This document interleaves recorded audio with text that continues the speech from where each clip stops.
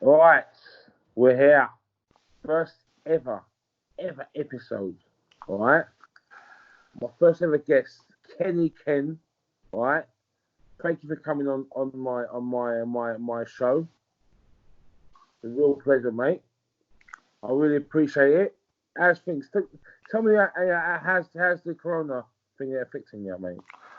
Well, the thing about it is that it's I haven't seen my mum since for about a couple of weeks because I was going to go around there on Mother's Day to bring some stuff, bring some shopping, but Yeah, when Boris Johnson was very, very, very poignant, and he was very like insistent that people like myself stay away from my mum. 'Cause my mum's in her 70s, so I haven't been yeah, able to go near her. yeah, So another thing as well, how it's affected me as well, is that thankfully I work for the London Borough of Islington, so they've always told us to work remotely.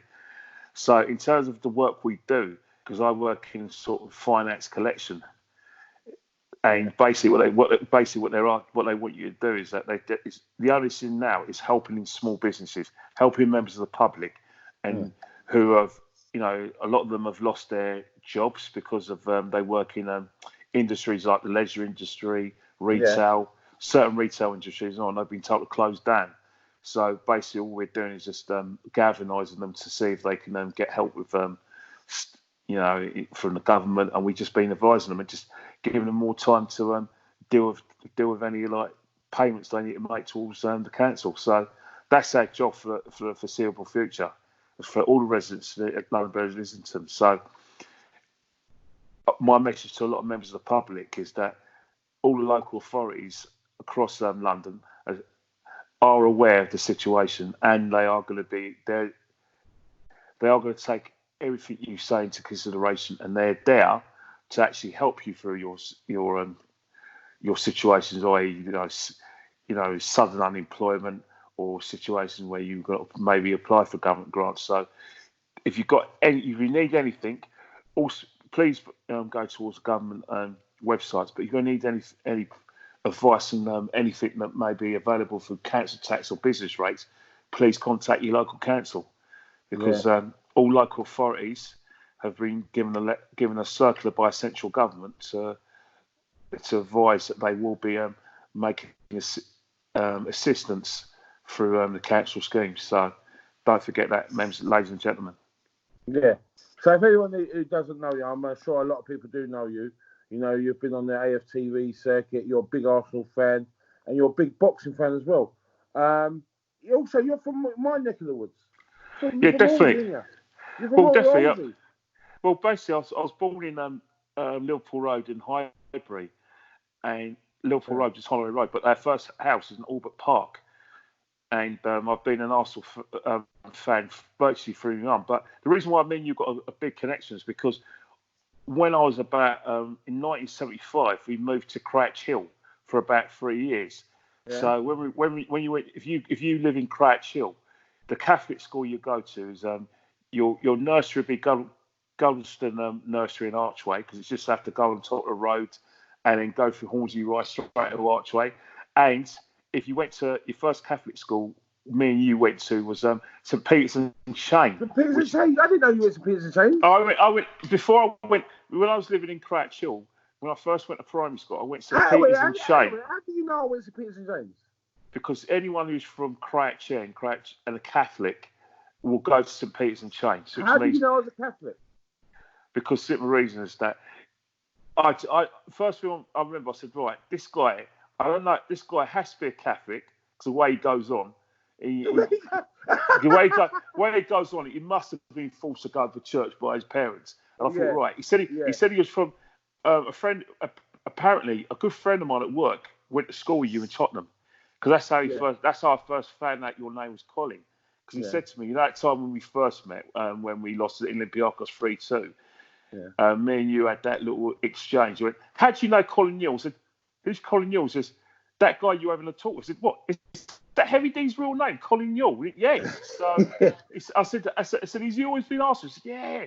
But he grew up in Tottenham, and Yeah, he's told me that you're an actor and everything, and that you're always into sort of entertainment, and that was your dream to go into the entertainment. So that's that's right. how he. That's right. So his name's Ezra Roge. Ezra Rogway, and he's both born the same as you. But in terms of like, What's his name? His name's Ezra Rogway. He said he was in the same class as you. He's about 6'4" with glasses. Essay. Yeah, he's Nigerian. He's I know Nigerian. Essay. Yeah, but you know his name's Essay, but his full name's Ezra Rogway, and he speaks I know Essay. Arubis. Yeah, that's it. So he says hello anyway. But in terms of our backgrounds, we used to, because we lived in around the sort of Finchley Park area. My first school was like St Peter's and Chain, and then when we moved to I moved further down Finchley Park to Andover Estate. I went to Christ the King in Taunton Park, and when I went to Christ the King in Taunton Park, there was a couple of lads who were at St Peter's and Chain with me. Two lads. I don't know if you know him. A guy called Big Lad now. His name's Che Meek. He was a year old because I'm a year older than you. So, the guy Che Meek, John Delaney, ring any bells? Because they were all. I can't remember anybody from St Peter's and Chain. No, it's a long time. Yeah. It's a long time ago, isn't it? Because it was remember, it used to be around. Because remember, if you lived in Crouch Hill, you're just in Islington.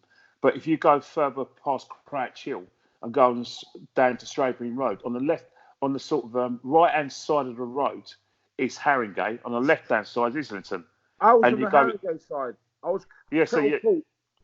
That's right, yeah. So which road? Yeah, I was on the Haringey side. Yeah, so definitely. So if you go sort of past if you go past Ennis Road and you go that area, that's where our school was.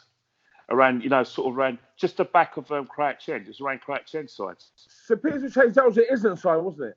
No, it was St Peter's and Chain was on the Haringey side of Finchley Park. So when you go past the Stapleton Hall Road. That's right, yeah. That's right.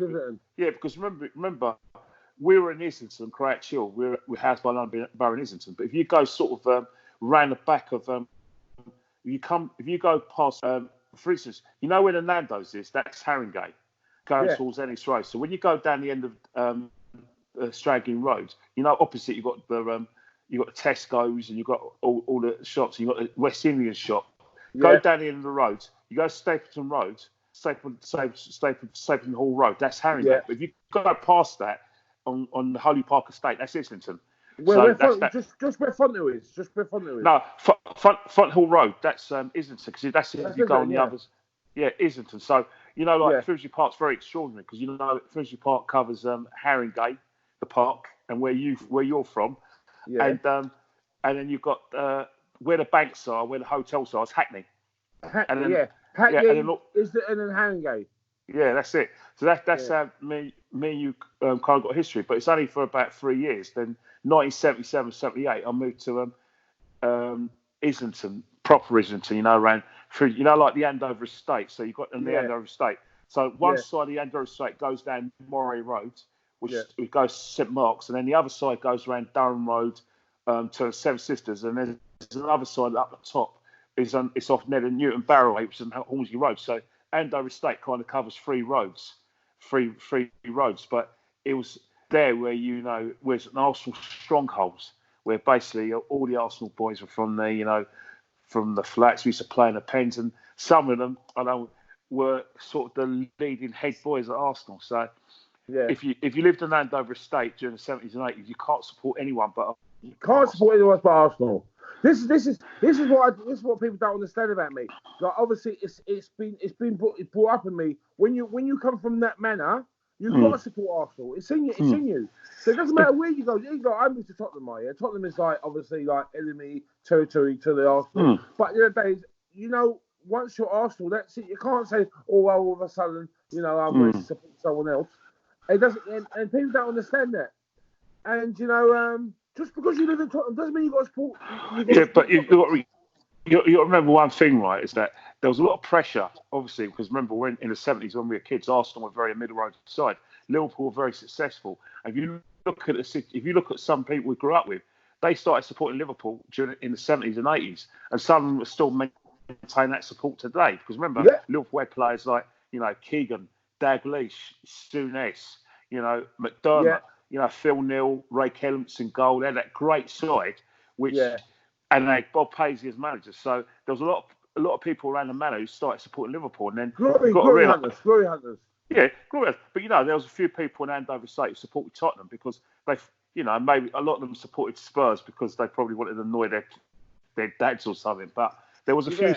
Spurs fans who lived on Andover Estate. But majority Yeah. of us were all Gooners. We didn't know any better. And for instance, like 1979 when we won the FA Cup, you went around every house in Andover Estate. We all had rosettes of Arsenal. We had flags. We had pictures of the players. It's like the FA Cup meant something during that time. When we were kids, the FA Cup was the only live game we had. So based on the only live game on TV, so you could either watch it on BBC or ITV. You get up about early in the morning. They have the FA Cup grandstand, or they have FA Cup racing. They have FA Cup question of sport, and they have Grandstand, all this build up. Yeah. Do you remember all these build up to the FA Cup? Des Lynam. Des Lynam, yeah, but even before Des Lynam, you had Frank Boff, and then on the other side, you had Dickie Davis. So basically, if you look at 97, who's that bloke with a big hooter? Who is he? Jimmy Hill. Jimmy Hill, yeah. The big chin. Yeah.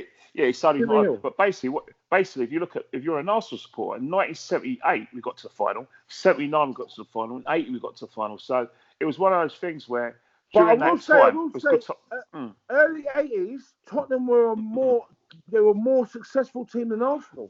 And the reason why they was more successful is because, remember, we had their period, there was a period when we were just basically a cup side. But I think what Spurs did is that they kind of, in the 70s, remember they got relegated in 1977, and then Pat Jennings was let go and he came to Arsenal in 77. Right, yeah, I remember that. I remember back then. So during that time, we had a very strong core of basically, we were an Irish club because we had about 7 Irish internationals. So during that, Jennings, Brady, Pat Rice, Sammy Nelson, John Devine, all sort of players as well who were at the club. And so basically, what's happening is that we had a strong core of players who grew up together, and we became a very good club side. While Spurs, remember, they got relegated in 78. When they came up in 78, 79, they were still, like I said, trying to find their feet. So we had a bit of an Indian rubber sign over them. We beat them regularly. But when, remember, in the 80s, Spurs got players like Brooks from Stoke, Archibald from Aberdeen. And then a year later... you got to say they're the glamour side. 81, 82... Oh, definitely.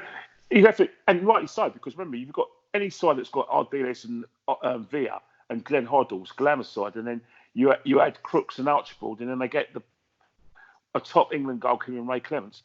It was no wonder that they were going to be the dominant side in North London for the next 3 years. So, and the thing about it, what it is? I mean, obviously, you growing up in North London and me growing up in North London, you never heard the end of it, because, like, obviously, wherever it was, there's a lot, there's a lot of Tottenham supporters, and for you to stay true to your Arsenal, whatever, you had to go against the grain. It was hard work, because obviously that's when Tottenham were absolutely at their best. You got, you got to admit, do you know what I mean? Like that side. And the thing about it, Cole, they play good football as well. They used to play like Spurs always had this tradition when I was growing up playing the push and roll style. They started out in the 60s when they won the double in 61. Push and run. They had players like Blanchflower, Dave McCoy. They had players like Tom, Bobby Smith and Jimmy Greaves came over. They've always had that sort of panache. They prided themselves on the panache, and then after when Keith Birkinshaw got there, they got players like the Argentine players and Glenn Hoddle. So they've always had that bit of a panache. But Glenn Hoddle was, you got to admit, he was an amazing player. Absolutely. And the goal, I know this is an Arsenal side, but the goals he scored, you just have to say, shake his hand. He didn't score many goals, but when he scored, they were great goals. He was ahead of his time, wasn't he? He was ahead of his time. Oh, definitely. I think you remember we're talking about football in the 70s, but English football was very much, the pitches were a disgrace, like they were mud heaps, and in April they're very heavy. So basically, another thing as well is that you had teams coming out in the 80s like Watford, Sheffield United, Wednesday under Harold Wilson, where they were very athletic and they played a long ball. So that was creeping into English football as well, to the extent that the way England played, there wasn't room for players like Glenn Hoddle, John Barnes, Chrissy Waddle. It was all about players who, blood and guts players like Brian Robson, the Stuart Pearce. The flair player didn't really get a look in. If he did get a look in, he was very inconsistent because the team wasn't built around them. And that is where England failed. So you look at players over the years: Glenn Hoddle, John Barnes.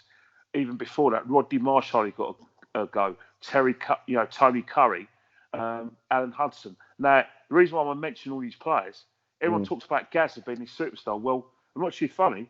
Tony Curry, Rodney Marsh, and Alan Hudson were better than Gazza. They were doing what Gazza was doing. What Gazza was doing in the 1990s, they were doing in the 70s. Gazza was good though, wasn't he? Gazza was a great player, but these guys were better than Gazza. But they were never given a chance to shine because English football was built around them. Gazza kind of forced himself into the stratosphere because, before Italian 90, he was playing some really good football for England. He had a great game against Czechoslovakia where Steve Ball had a good game as well. So basically, during that period, that's when the flair player was given that sort of leeway. But it was only one player. Then Gazza got injured. Then we went back in our shells. To be honest, I think it's only now with Southgate where the emphasis is on possession, getting players who are good technically, trying to play a flair sort of style. But we still need someone who can actually keep possession, because what we're still doing at international level, we're still giving the ball away. We're still, giving the ball that way. We're putting ourselves under pressure against teams who can keep possession. And once we get players who keep most of the ball and got more. When you keep the ball a lot, that means you have more bodies in midfield, which means against better teams, England will get mullered. You have to look at what happened when we played Belgium last in the World Cup, and look at what happened in the League of Nations when we played Holland. When we kept them giving the ball away, you got knackered. Holland had the spare man. They got the final against Portugal. So England still need to have that sort of player who can keep possession and just keep it simple. And the only player I can identify, and I know it sounds like a swear word, is Harry Winks. He's the only player that seems to be able to do that. What you mean for England? Yeah, for England, definitely. But I think we overachieved the last World Cup. I would have thought so. I think we took a lot of teams by surprise. But remember, a lot of the goals we scored against was from set pieces, and that's something we got lucky. We got lucky all the way through. We had luck. Yeah, of course. Really, truly, to get to the semi-final was a massive achievement for us. Oh, definitely. And I think the thing about Gareth Southgate, he's actually a very lucky manager because, he didn't have the sort of luxury that, like Capello. Capello would have loved to have the players that are coming through now. And so would Croyd and Roy. And maybe, Venables before his time with McLaren or Ericsson. Because you look at the players now, it is frightening the amount of players. Remember, we've won the under-17s tournament. We've also won the under-17s world champions and the under-20s world champions. So we've got a flux of players who are now coming through. It's frightening when you've got some players at Arsenal. Remember, you've got players like Hudson and Doy. We've got Tammy Abraham at Chelsea. We've got players like Rashford, who's still young.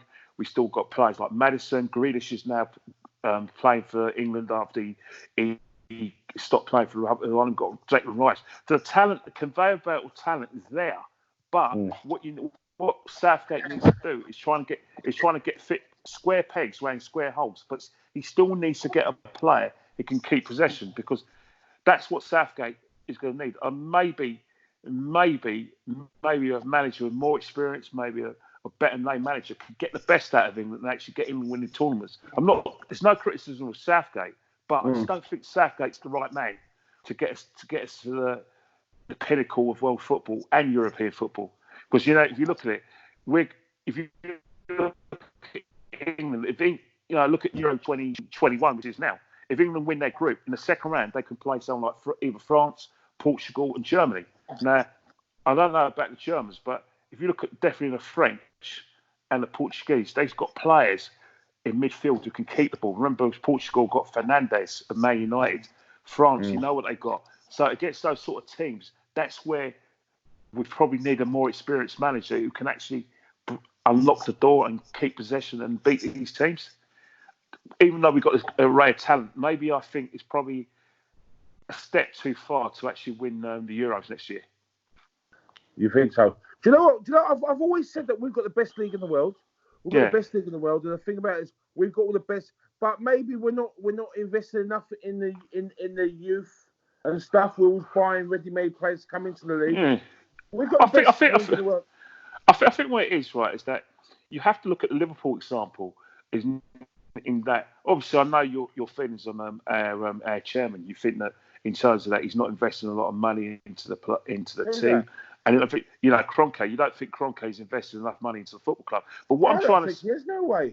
no, but what I'm trying to say is that if you look at the Liverpool model have actually copied our model where they are staying within the confines of FFP. But what Liverpool have done really well is that they've, in selling players like Coutinho, they've used that money to invest because not only have they sold a player for a lot of money, they've also reduced their wage bill. So what's happening, what Liverpool are doing really well is doing that. But also, you've got to realise, right, is that the trouble with a lot of Arsenal fans and a lot of football fans, too many of our players watch YouTube. So what we'll do is that we'll watch a player from maybe from the Spanish leagues, the Portuguese leagues, the Dutch leagues, the French leagues, and we won't look at our own players. I mean, look at Liverpool. Liverpool are going to win the league this season from players they bought from Southampton. I want to get back to Newcastle. that in a minute. Go back about Liverpool. Yeah. Go. Yeah. So basically, if you look at the situation, is that we've got a lot of gems in our league. We've got Grealish is probably going to get relegated this year. But why shouldn't Arsenal be in charge of him? Why aren't we looking at players like Aarons at Norwich or the other player, Jamal Lewis? All these players are gems. You've got Cantwell, you've got Madison. Why do we need to look abroad? Why am I always reading? We've always been like that. We've always been the ones but we've got gems in this country who have got ready-made experience of playing in our league. So because they've got ready-made experience of playing our league, there isn't going to take them time to settle. Now you look at the time. Look at the players we've got this season, especially from abroad. You know, the ones I'm talking about. I'm talking about the guy from Real Madrid that we got on loan. Now, how long has it taken him to settle? You try to tell me that we've got someone like a Todd Cantwell or any players from Norwich or anything. It's like hand in glove. You have to look at the players. Premiership ready. I've always said this. I've always said always go for Premiership ready players because then there's less of a gamble. Yeah, but the trouble is that the problem we've got with a lot of clubs, especially the Arsenal, they cost more money though. Premiership ready players though. Doesn't matter. Spend the money. Yeah. At least you're not wasting it. What's the point of buying a player on the cheap who you know is not good enough? Why is a big gamble. Who might not hit the ground running, and it might be a flop. Yeah, but you've got to realise, right, is that when a player comes from abroad, they're not just settling into a footballing way of life. They're settling into a culture. There's a culture where a lot of these players probably don't settle. Especially the French players. I mean, all you've got to do is go on Eurostar and you're in Paris. Or so for instance, I could be, like say, come to Arsenal and said, right, we train from maybe 4 out of the 7 days. So I could spend maybe a couple of days in France. So you're not settling into our culture, are you? Now, if a player comes from like England, obviously they may not live in Arsenal, they may live in their hometowns, but they still got the culture. You know what I mean? Another thing as well, what we are neglecting as well is that there are going to be some players, English players, who may not settle, and there may be a lot of money. But come on, Jordan Henderson, was that really much of a gamble? Is someone like Van Dijk? All right, he's Dutch, but he's played in Celtic. But a lot of these chairmen are thinking to themselves, they can buy 2 players abroad for the cost it takes 1 player to buy in England. Yeah, but that's what they think. I hear you, but if you look at Arsenal over the last 10 years since we've been in decline, or say since 2009, I look at Arsenal's decline years from 2009 onwards. Now, if you look at the calibre of player that we've bought since then, have you been really impressed with the calibre of player? No, but I will say this. When we was at our peak, when we was at our height of our success, we was converting these players abroad into world-class players. You had Arsene Wenger, he had a great youth system, a great academy, and you was getting these French players 500,000, and the Petites, the Vieiras, and all these sort of players all coming in. They was rock bottom prices. He was turning them into world class internationals. Yeah, but that's when we was at our peak. That's when we was at our definitely, peak. Definitely, maybe it's not a bad business. It's not a bad business model. At the end of the day, maybe but you look at the situation, right? Arsenal did fantastic for us in that respect, but if you have right the French, you've got to realise Arsenal has some advantages. You remember he's French, so he had the French market to himself. Another thing as well, the transition from French football to English football wasn't that big because the simple reason is that Arsene knew the caliber of play he needed. Like for instance, you look at the players that Arsene was getting. He was getting players, and dare I say it, and I don't want to say these players that he was buying wasn't that even Henry, they weren't setting the world alight. Yeah, but what I'm trying to say, they weren't, were they? I mean, look, even Henry wasn't definitely, and Arsene did motivate him to do that. But what Arsene did is that the prototype of player we're getting the athletic players who are French Africans from the French Caribbean and French Africa, who physically could run, like speeds up and down a pitch like Vieira, but also had the technique as well. So if you look at Arsene Wenger's sides from about 1996 when he first went to the club to about maybe 2004-05, we were the team of all seasons. For instance, if you want to play football, we'll play football with you. You want to battle? Yeah, we could do that. If you want us to play long ball, yeah, we can cope with that. Yeah, but why is it all this time we still haven't replaced Patrick Vieira? I'll tell you why we haven't. Because remember, Arsene Wenger changed the style of play. You've got to remember when Cesc Fabregas is a fantastic talent, and when he was coming through, because he had this sort of unique talent, Arsene Wenger, to fit Cesc Fabregas in the team, he had to build a team. He built a team around Cesc Fabregas. So what we became is Barcelona.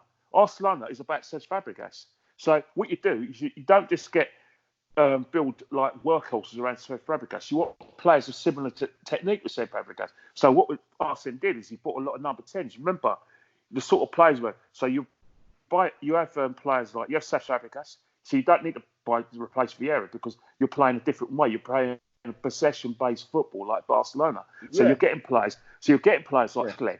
You're getting players like Riziki. You're getting players like Nasri. Those are the sort of prototype players. You're getting smaller players who are technically gifted. Technically gifted. But what we weren't doing, which Barcelona were doing, is that when we didn't have the ball, we weren't working hard to get the ball. So in terms of our in terms of the football and possession base and creating attacking at speed, we're excellent at that. But in terms of winning the ball back and pressing, that's what Arsene Wenger neglected to do. I remember that. That was I think that was 2003. 2004, 2005, when Jose Mourinho came on the scene, and all of his players were all big, really big. Yeah, but why did Jose play like? Because before Jose came to the club, he watched Arsenal. He saw players like Vieira. So what's happened? He built that Chelsea side in 2004-05, which won the league, with a team to match Arsenal, to stop Arsenal. Yeah. It was Operation Stop Arsenal. It was Operation Build the Invincibles. But what Jose didn't realise is that Arsene Wenger broke up the Invincibles because he had a player like Cesc Fabregas. So you know what I've always wanted to know? Why did Arsene Wenger go on this selling spree and started selling all these players? Was it recently? Oh no, it's a bit of both. I think if you look at the situation, right, is that I remember the stadium was getting built, wasn't it? Yeah, well, you got to realise we're still paying off the stadium, so we've got about 11 years. The stadium's going to be paid off in 2031. So when Arsene Wenger when we first moved to Emily, it's a 25-year mortgage. So from 2006, so remember you got the building costs and developers, then you're moving the stadium, so you have a 25-year mortgage. So 2006 to 2031, that's a 25-year mortgage. So basically what you're doing is that obviously you've got the stadium debt, and so the pressure on Arsene Wenger is to probably work on cheap, but produce players, which he was doing before. Because remember, he's working on cheap before. But what Arsene Wenger went wrong is that he wasn't able to match the demands and the challenges put in front of him. You had Mourinho's Chelsea. Remember Sir Alex as well. He built a new. But Mourinho had the Wonga, mate. He had the money. No, it wasn't the money though. People talk. He had the big money. But the Sir Alex had the money. You look at Sir Alex though. Mourinho won the title in 2005, 2006. But in 2007, Alex Ferguson was building the side around Rooney and Ronaldo, which was outplaying Chelsea. Remember, Mourinho lost his job because Man United won that league and because they were changed no more. Ken, I think our demise was when we stopped spending. We was doing all right. When we was buying players, we were still buying players in 2002, 2003, 2003, 2004. When we started selling players and when they started strengthening their squads, that was our demise.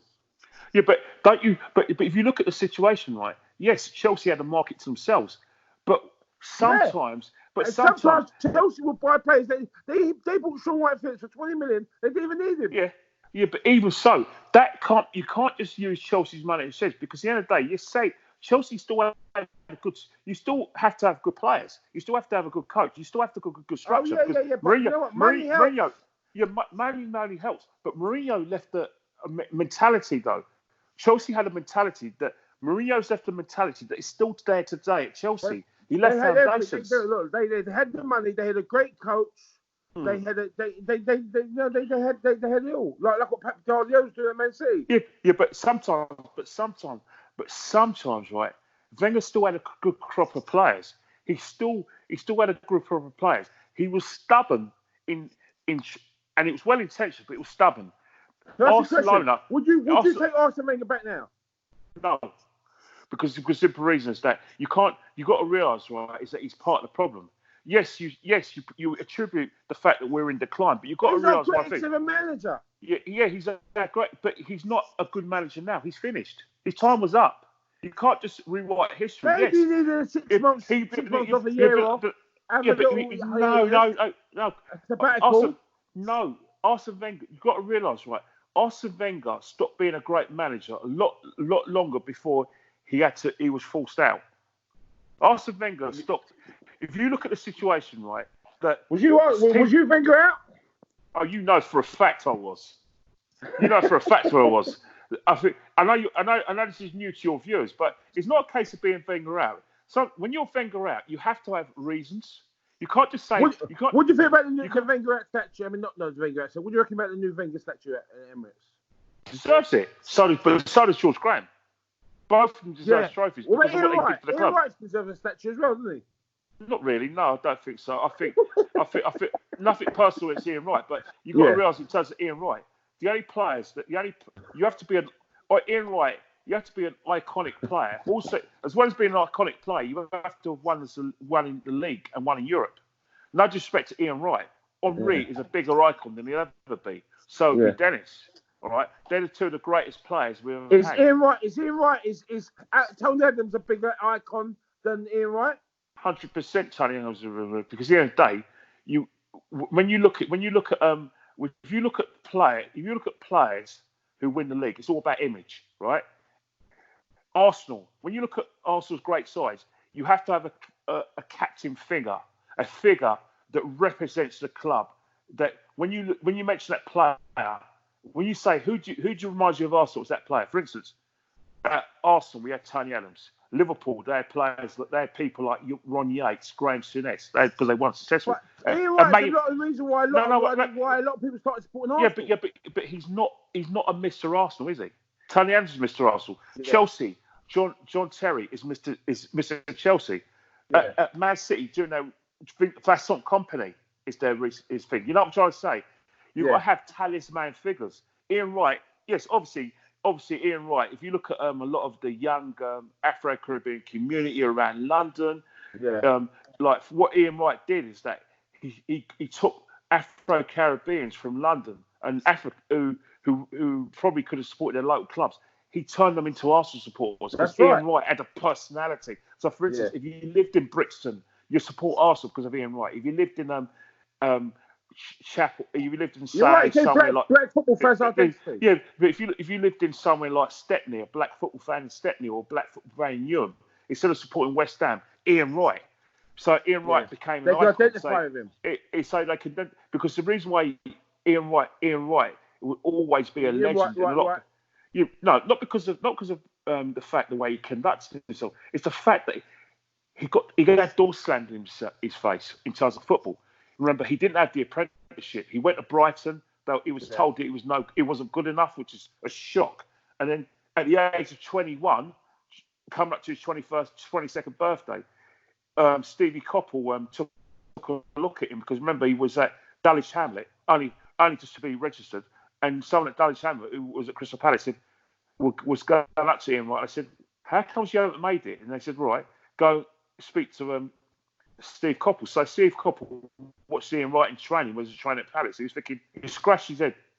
This guy could play for England. How did he not make it as a footballer? So he obviously went up to Ron Nodes and said, look, I've got this lad who thinks he's going to play for England. And Ron Nodes was saying, all right, was thinking, yeah, and gave him a 3-month contract.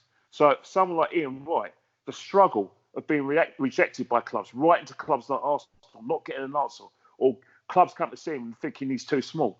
For him, at the age of 21, not only to play football, which is an achievement itself, to take himself to the top of his profession. Of course, he's an iconic character for black Londoners, because a lot of black Londoners like me and you have had doors slammed in their face, even though we're successful. So, but we keep on knocking on those doors and saying, no, we're good enough, we want to do it. And the guy nearly gave up the game. You know, another thing as well about Wright as well. Remember, Wright, he had the adversity. You know, he's had a hard life. He had a mum, had problems with alcohol. His dad wasn't around, and he went in prison. So every black player is going to identify with Wright, aren't they? And so they're going to support Arsenal. So in that respect, he is kind of he's not just an Arsenal icon. He's a footballing icon. But in terms of like statues, I think Wright will get one eventually, because the pressure group over people like yourself would make sure that Wright gets one. But I just think that iconic managers who win titles should be getting trophies. And I think that Arsene Wenger, I'm glad Arsene Wenger's accepted one, but George Graham should get one as well. All right, I'm going to ask you a question, right? If you had a gun to your head, Ian Wright or George Graham to get a statue, who should get one first? George Graham. Really? Because George Graham, because he should have got one. He should have been the first. He should have got one. You think George Graham's more iconic than Ian Wright after all the bung scandals and Yeah. Well, let's have a look. More iconic than Ian Wright. Let's see. George Graham. Yeah, all right. I'll tell you what. George Graham played for the club, won the double with the club. But he became a Tottenham manager. Yeah, only because. Why did he become a Tottenham? So what about Pat Jennings? Pat Jennings is a Tottenham legend. Pat Jennings. But Pat Jennings played for Arsenal. Manager an icon if he goes. Why not? Why not? Why not? Why not? You can't do that. Give me one good. You say you can't. You're not giving a reason. All you're doing is giving reasons that you think is a standard reason because you think that's what everyone should say. But you've not given me any reasons why he called it. The guy gave us that night in '89. He won 2 league titles. He's won in Europe. He's also won the double as a player. George Graham should get a trophy. Should get a statue. It's not negotiable. 100% he should get a statue. But when you talk about legends, George Graham's a legend. George Graham's a legend. Doesn't roll off the tongue. Maybe, but to you. But if you look at many Arsenal people, he does. George Graham, Anfield '89. More than Ian Wright. Yes, more than Ian Wright. If it wasn't for George Graham, there isn't any Ian Wright Arsenal. George Graham is a bigger Arsenal icon than Ian Wright. George Graham's won a double. No way. George Graham is a bigger Arsenal icon than Ian Wright. I'm sorry. George Graham, a player who's won the double, won the league as a player, and has won down the road. Why did he manage that down the road? Because simple reason, it's work. Why did Pat Jennings come and play for Arsenal after being a Spurs icon and winning in Europe? Why is Pat Jennings still getting? Pat Jennings will never ever be speaking. Why is Pat Jennings, even though he's played for Arsenal, still on Tottenham's Hall of Fame? Why is he still a ambassador for Tottenham? That's for Tottenham, not for Arsenal. But yes, but Pat Jennings was a Tottenham legend who went to play for Arsenal. George Graham was an Arsenal legend who got sacked by Arsenal and went and worked for Spurs. What's the difference? Listen, you don't go and work What's for the difference? So why is Pat Jennings still being seen as legend at Tottenham when he played for us? Why? Why? Can you imagine this? Because you know what it is. Once you go and work for that lot down the road, you tarnish your legacy.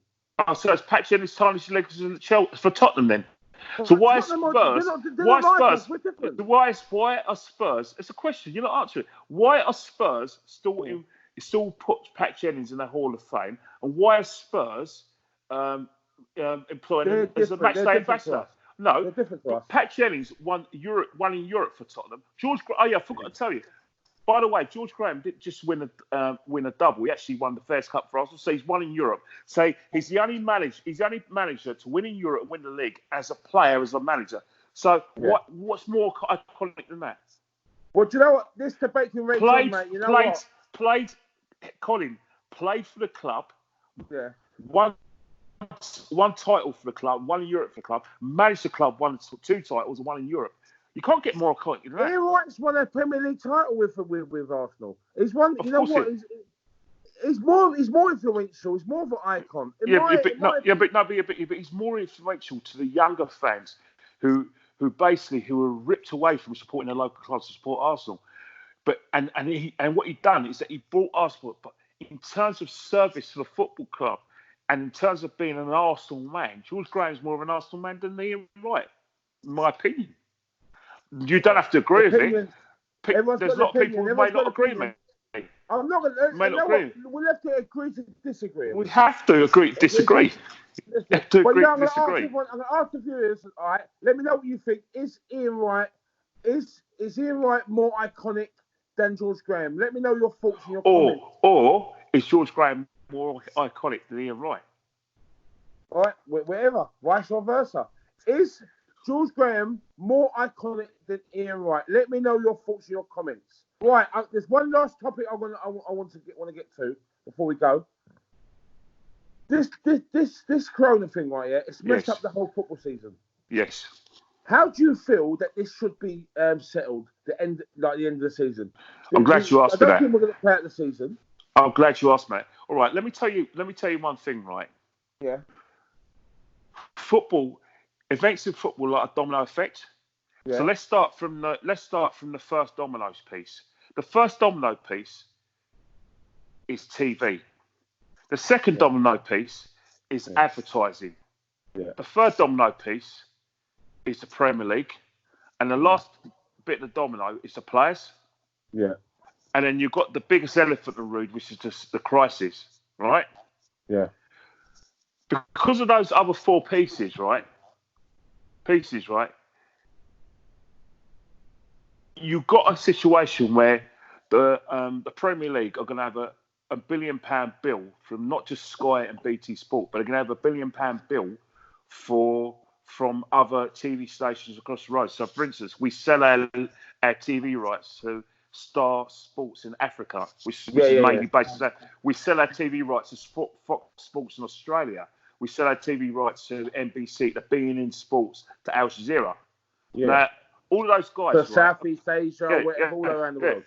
So these guys are paid money because they're getting football, and the reason why they're able to pay this money because their sponsors think they're getting football coverage. All right. So when you watch the football match, you see Bet365, you see Ray Winston. They're sponsoring the match, so they have to be paid. Yeah. The only way they're going to get paid is their football matches, right? And then you look at the players, right? You look at the Premier League and the players as well. This 300 grand a week they're earning is not their salary. It's bonuses on matches. It's sponsorship and naming rights. No. They're not. That's the thing. All this money they're getting is on a promise. What, your dog, was it? Hello? Bit me. Yeah, you can't bit you. No. Yeah. So basically, you bit me. What? Anyway, so basically, what I'm trying to say, Cole, right? Is all this money, right? All this money that players are getting, they haven't got it yet. You know what I'm trying to say? All this money that they're getting from Sky and all these TV stations are part payments. Yeah. So, say Sky and BT Sport are paying about £3 billion over 4 years. They've already given for this season £700 million. So basically, football clubs can't afford to void the season. Now, morally, you may say, but they've got to. They can't play. No. You're not listening. They have to. All right. So what you're thinking about, right, is the situation where football crowds are going to be in a ground. Sorry, let me say this now. They're going to be playing in front of as fun of closed doors. The reason why they've got to play behind closed doors is because they got sponsors to satisfy and TV stations to satisfy. Because simple reason, they haven't got £700 billion between them to pay, to give money back to the TV stations and sponsors. In terms of the players taking cuts, the reason why they're being asked to take cuts, it's not because of the situation. It's because there's no money coming in football at the moment. The whole world economy stops. So basically, you know what they say about in America? If America sneezes, the rest of the world gets a cold. Yeah. So basically, what's happened is that because the whole economy stopped, right, and these players will contract, money has to come in for these players to get it. For instance, TV money has to come in, sponsors have to come in. You can't sponsor, you can't pay for an event that's not happening. You can't sponsor an event that's not happening, which means you can't pay your players. So they're taking cuts not because of the moral grounds. They're taking cuts because there's no money to pay them. It's like the staff at the club. It's like the staff at the club. I hear all that, Kenny. Yeah. But how the time restraints, because obviously this coronavirus, we don't know how long it's going to go on for. You've got to start the next season. So how it's going to overlap, isn't it? Well, it's not a case of overlap. You've got to realise one thing, right? They've had a pre-season already, in a sort of like funny way. Well, not in a funny way. They're in a tragic way because we haven't played any games since the last game we played was the 7th of March. We're now getting into April. Yeah. Now, if we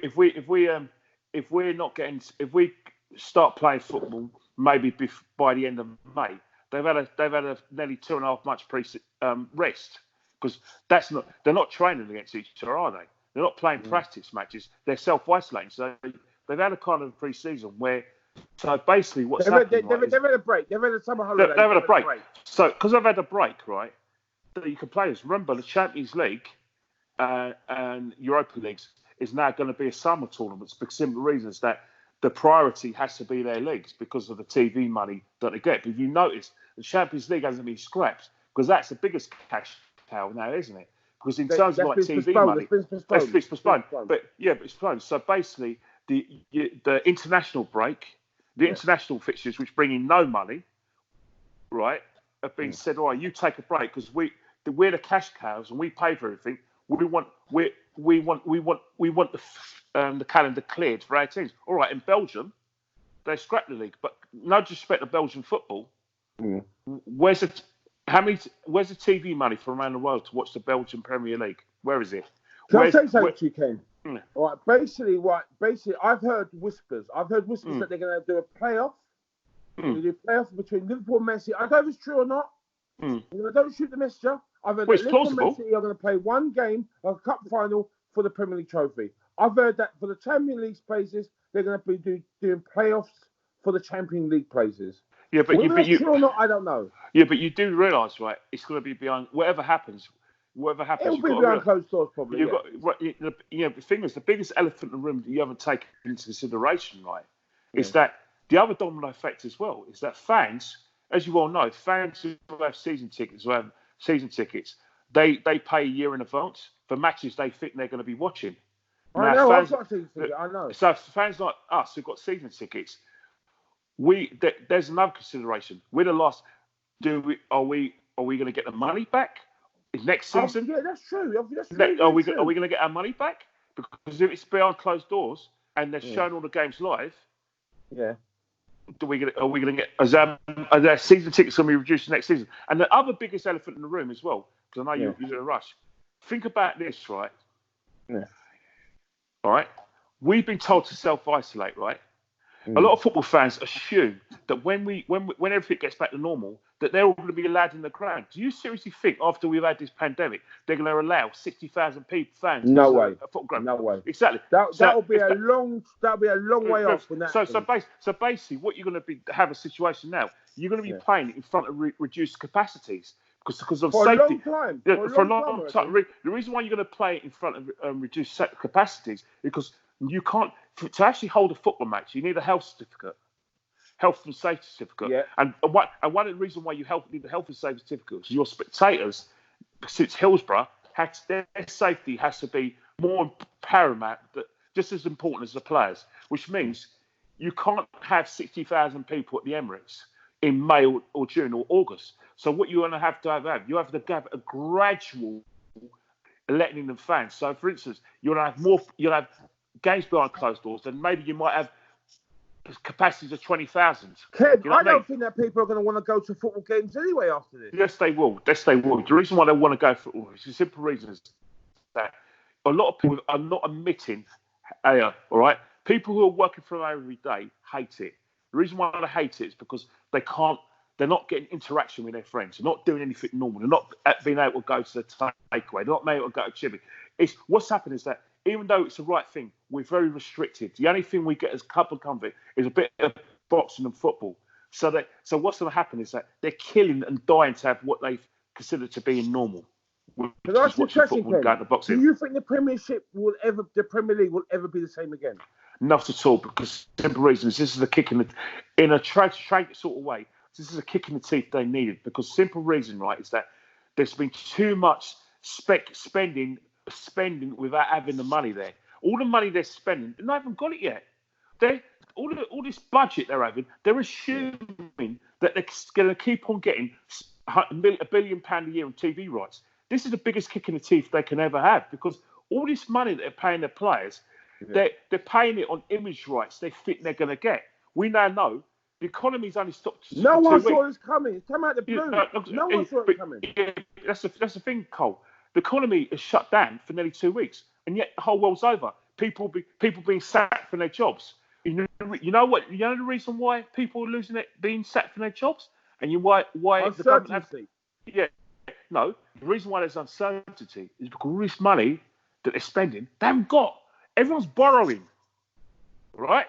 Yeah. The government, all this money that the government are promising, like I said, people working in the leisure industry or retail industry, they're borrowing this money from the Bank of England and other countries, which means when everything gets back to normal, we're going to be in a sort of recession, austerity, because our taxes,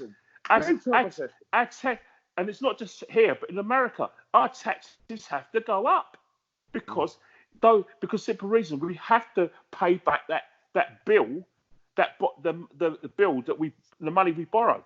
So we're going to have high taxes. We're going to have a situation where, the government can't spend money in like I said, money on health situations or give local authorities money because there's no money there because we're paying it back. They may have a situation where you're going to have a lot of redundancies and a lot of jobs because there's no money. Yeah. Which means we're going to pay taxes to give money towards to the Department of Works and Pensions because there'll be more people on universal credit because they'll be out of work. Everyone's betting down the hatches, mate. Everyone's betting down the hatches. And that's the thing. All these people, all the times when you see this person's worth £3 billion and blah blah, he's only worth it today. If you have a situation like that, how much money do you think Abramovich is worth? Abramovich has lost about $2 billion overnight. Exactly. And how much has Usmanov lost? They've all lost money. Yeah, the reason why the economy's gone to shit. The reason why the economy's got to shit because everyone's borrowing. The house you live in. No one's working. That's right now. There's only so many. I'm working, but I'm working from home. But what I'm trying to say, I reckon about 20% of the people are working now. 80% are like out of work now. Yes, because everything you got is borrowed. The house you live in, you'll get a loan to pay. The mortgage is a loan. So everyone's borrowing money. They haven't got the money. Yeah. Yes, the house, the bricks and mortar is worth. The house you live in is probably worth about 700 grand. The whole world's built on credit. Exactly. But the trouble is that we're going to be paying off this credit because the economy stopped. Everything stopped. Yeah. That's what happens before every recession. The bubble bursts. Yeah, but look what happened last. Look what happens when I'm left wing. I'm a Labour Party member and I'm a Labour supporter. And you know what happened under Gordon Brown? I support Labour as well. But remember what happened with the banks, isn't it?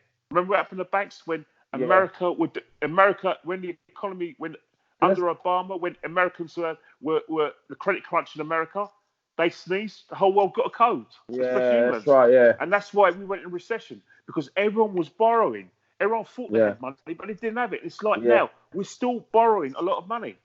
And the Yeah. footballs and what People need to borrow money just to get through this time. it's like, and the boxing that's going to be affected as well because boxing, the thing we love, Massively. boxing's all Massively. about it's word of mouth, isn't it? So But you you get know what? sponsors. I feel more for the boxers than the footballers. Because with the boxers, if they don't fight, they don't get paid. Exactly, and it's I think that, you know, and that's with a lot of people. A lot of people working like that. They're not. If they don't yeah, work, they but don't get paid. So, yeah. So everyone says like Anthony Joshua and Tyson Fury worth a lot of money. Yeah, they're worth a lot of money, but but if there's no how are people going to buy tickets if there's going to be a recession? well, the thing about it is that it's not a case of them buying tickets. There won't be no tickets to sell because of safety reasons. It'll be closed doors anyway. Not just So that, but you got to say there's going to be no austerity. How are people going to pay for the tickets? Look, imagine this, right? Yeah, 2 or 3 months of this lockdown, people are going to be thinking, you know what? I'm not going to spend money as frivolously as what I used to do. I need to start saving money. Why are they going to go and spend 200 quid or whatever it costs on an Anthony Joshua Tyson Fury ticket? Why are people going to go out and spend £1,000 or 1,200 quid on an Arsenal season ticket? When they know that it's going to be a recession. Yeah, but that's what I'm trying to say, Cole. That's why football and the sporting industry, especially like football, tennis. You know what the sporting industry is? They rely on people's disposable income. And sponsorship. And TV. Yeah. Now, but the thing is, that still relies on people who've got money left over to go and buy a ticket. Yeah, but the problem is, how are they going to justify going to? So what they have to do? So what they have to do? They have to be realistic. They have to either freeze the money that they're charging, reduce it in order to survive. And they've got to start again. They've got to start. But you know, another thing we forgot to mention as well, and this is the biggest thing that's affecting the sporting community, which you haven't mentioned: insurance. There is no insurance for this coronavirus, which you're right. So the only people who are going to make money from this situation is the insurance companies. They're the ones who are going to be the winners because what's happening now is that the sporting industry. Disaster, though. Isn't it? It's a natural disaster. Well, it has to be because the simple reason is that now is that if you've got coronavirus, you can't play football, can you? That can affect your career. But I'm sure that insurance companies pay out for natural disasters. Yeah, but coronavirus. It's called Act of God. Act of God. Well, coronavirus is a pandemic, so you have to pay for it. But the fact of the matter is that you're not just insuring against, like I said, a leg break or any limbs. You're insuring against coronavirus as well. So it's mean every club now has to have insurance because you got a reason why clubs are, say it figuratively, are popping their pants. It's because they're not insured, and that's why they're asking people to take pay cuts because every event has to have health and safety, and every company has to be insured. They haven't insured for this because they didn't see it coming. They're now going to have to insure for it. So the insurance premiums they're going to have to spend on this because of this new pandemic. I just said I'm not 100% sure on this. I don't think that they are going to pay out for this. They insure it. No, they have to make sure they're insured for it in the future. Not now. Yeah. They're not going to get it now. Imagine this. You in your insurance now. So you've got Act of God. You've got this, that, you've got natural disaster. You're not insured for the pandemic. And you've got pandemic. There's nothing. But you're going to get it from now on. You have to get it from now on. Yeah, but it's never happened before. Yeah, but that's what I'm trying to say. Why are clubs asking players to take the government asking because no one is insured for that. But in future, when we get insurance and we have this, God forbid this happens, it doesn't happen again, we'll be insured for it. Which means that's the thing. That's what I'm trying to say. Insurance companies are now going to make a killing because everyone's who's in a big business, especially in entertainment and leisure, are going to need insurance for that sort of thing. All the premiums going to go up. Exactly. Listen, Ken, I've got to cut it there because you know what, we're running over time. Definitely, no problem. Right near the hour mark. It's been great. You know, I could talk for hours with you, mate. You know, definitely. It's very interesting. Yeah, but before I go, remember, you can only have room for so many icons. Remember, world class. You can't just make everyone world class. You can't make everyone an icon. Remember, The reason why you have the term world class or iconic is for the very few. Remember that when you do your debate about who's a bigger icon. I still think Ian Wright's a bigger icon than George Graham. You're about to find that. Tarnished his legacy when he went to White Hart Lane. That's my opinion. Did you fall out of George? Go to the enemy. You don't work for them. You don't manage them. Listen to me. You got to keep your legacy intact. You got to play by the rules. One question I need to ask you. He left the club disgraced, and not just disgraced. He went and worked for the. All right. One question I need to ask you. That tarnishes his legacy. All right. Yeah. One thing I need to ask you though. Had Arsene Wenger not had initial success from 1998 to 2004, and legendary success at the time, would that be an issue, George Graham's alleged misdemeanors? Because what I'm trying to say, what you're trying to say is that George Graham would still be the most successful manager. No, I'm not saying that. What I'm trying to say is that we've got Arsene Wenger to fall back on if we give George a kicking, isn't it? Because both George Graham hasn't done anything unique. Because George Graham can't come back to Arsenal and be welcomed by the fans. Because you know what it is? I like George Graham, but George Graham, there's something not go to George Graham. Go to George Graham's house, and it's full of Arsenal. There's a cannon on his floor. He still managed Spurs. Yeah. You cannot Pat Jennings play for Arsenal. What's the difference? Pat Jennings play for Arsenal. Pat Jennings is an icon at Tottenham. No, I'm sorry. Pat Jennings is in Tottenham's Hall of Fame. When you go and manage or even as a player, you go to the. Look at Sol Campbell. Do you think Sol Campbell can ever be called a Tottenham legend? He should be, because of what he does as a club. He was their only world-class player. In their eyes, he's a traitor. So why have they forgiven Pat Jennings and not Sol Campbell? That's a question I need to ask. And that's the biggest elephant in the room. Why can Spurs forgive Pat Jennings? We can't forgive George Graham, who's won it as a club and manager. You have to answer the question. That was in the 70s. That was different. A different time. Are Spurs any different? Are Spurs any different from us? All right, we may be a bigger club, but the same mentality is the same thing. Is how Spurs, regardless of whether Spurs are a big club or not, or whether we're a bigger club as Spurs, the fact of the matter is that one club has made a Spurs and Arsenal player a club legend and has got them in the Hall of Fame and has made them as a club ambassador, and the other club is rejecting an icon. I don't get it. I really don't understand it. Do you know what? If Ian Wright went to go and play for Tottenham, I would say that Ian Wright shouldn't deserve a statue. That's unfair. That's unfair because of what Ian Wright did for a club. But maybe that's for you, but I think that's wrong. And I think because Ian Wright played for the football club. George Graham done exactly the same thing. He went and managed Tottenham. That's Holland's legacy. But Pat Jennings left Tottenham to go to Arsenal. Sol Campbell left Tottenham to go to Arsenal. George Graham went to Leeds. George Graham went to Leeds after he was sacked, and he went from Leeds to Arsenal. But they got relegated that season. They got relegated in '98. Leeds finished sixth in the league in his last full season, and in 1998 he wanted to move to London. So George Graham joined Spurs from Leeds United, and you know it. Now, I've got to disagree with you here, mate. I've got to disagree with you. That's why we have a debate.